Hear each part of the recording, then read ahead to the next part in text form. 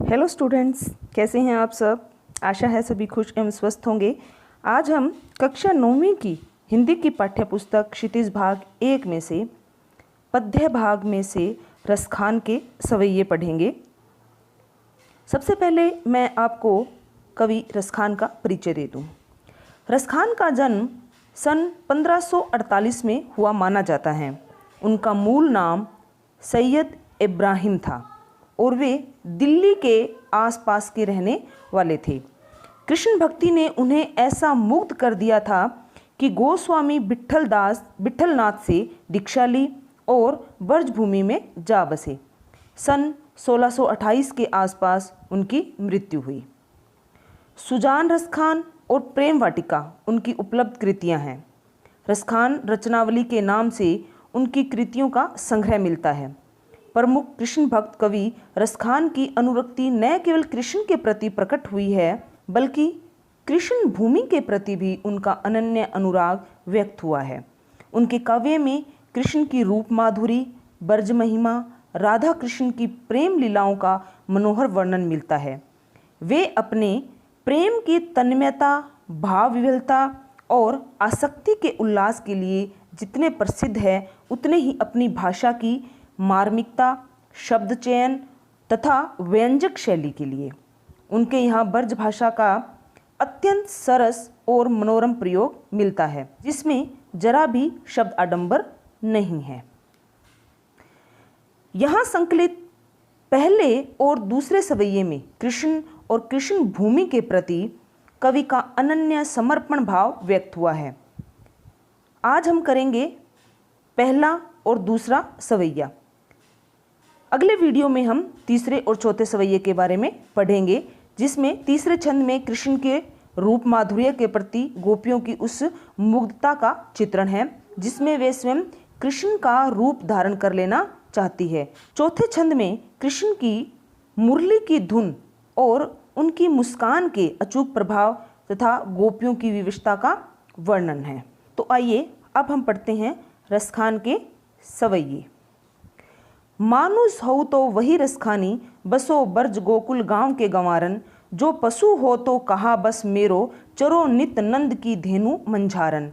पाहन हो तो वही गिरी को, जो कियो हरि छत्र पुरंदर धारन। जो खग हो तो बसेरो करो, मिली कालिंदी कूल कदम की डारन। रसखान जी इस पद्य में इस बात की कामना करते हैं कि यदि अगले जन्म में भी वो चाहे किसी का भी रूप लेकर इस धरती पर आए, उन्हें ब्रजभूमि में ही जन्म मिले, ब्रजभूमि ही उनका जन्म स्थान हो और उनका निवास स्थान हो। चाहे वो किसी पशु के रूप में हो, किसी पक्षी के रूप में हो, मानव के रूप में हो, या फिर किसी भी रूप में वो आए, तो ब्रजभूमि में ही उनका निवास स्थान हो। मानुष हो तो वही रसखानी, बसो ब्रज गोकुल गांव के गंवारन। मानुष का अर्थ होता है मनुष्य। रसखान जी कहते हैं कि यदि मैं अगले जन्म में मनुष्य का रूप धारण करूं, अर्थात मनुष्य जीवन प्राप्त करूं, तो मेरी इच्छा है कि मैं बसो का अर्थ होता है बसना, रहना, ब्रज गोकुल गांव के गंवारन, गंवारन होते हैं गवाले, कि यदि मैं अगले जन्म में मनुष्य का जीवन प्राप्त करूं, तो मेरी इच्छा है कि मैं ब्रज क्षेत्र के जो गोकुल गांव में गवाले हैं, उनके बीच में ही रहूं, अर्थात उनके बीच में ही मैं बसूं। जो पशु हो तो, पशु का अर्थ होता है पशु। जो पशु हो तो कहा बस मेरो, चरो नित नंद की धेनु मंझारन।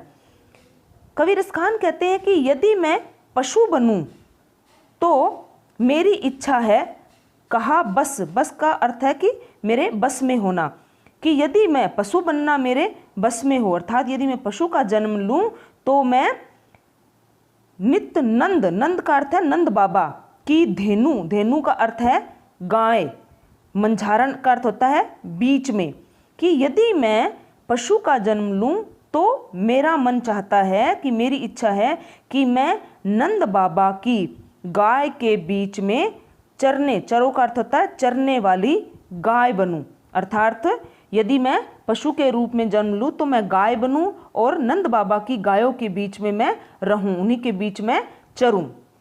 पाहन हो तो वही हरि को जो कियो हरि छत्र पुरंदर धारण।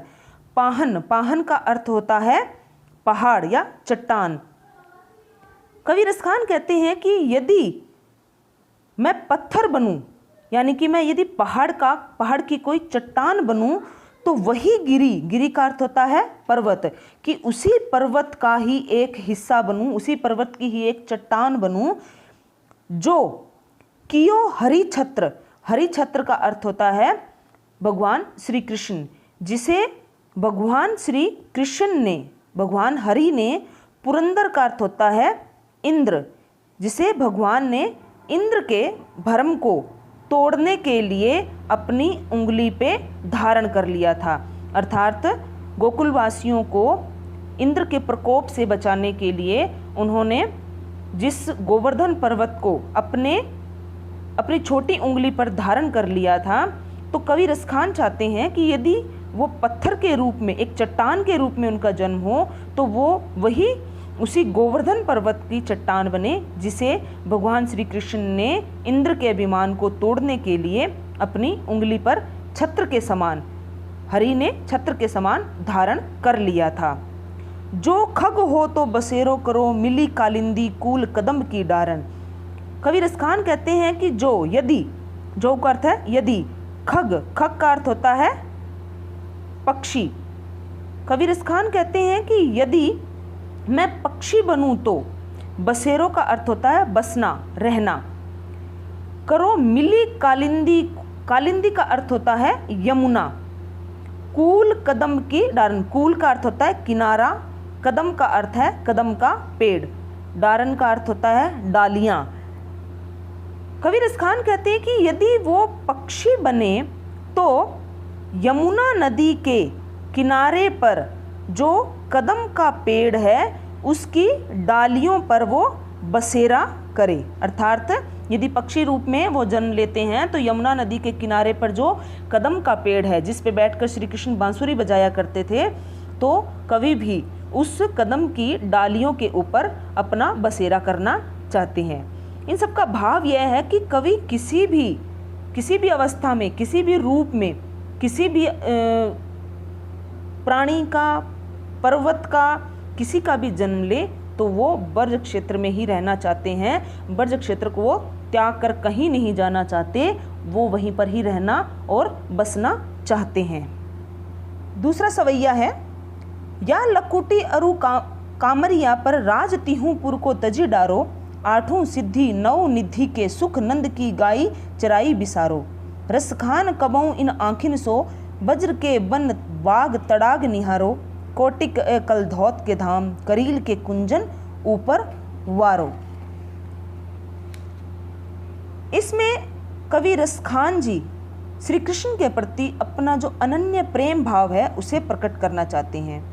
वे हर हालत में, हर अवस्था में ब्रज के क्षेत्र को और अपने इष्ट श्री कृष्ण को प्राप्त करना चाहते हैं।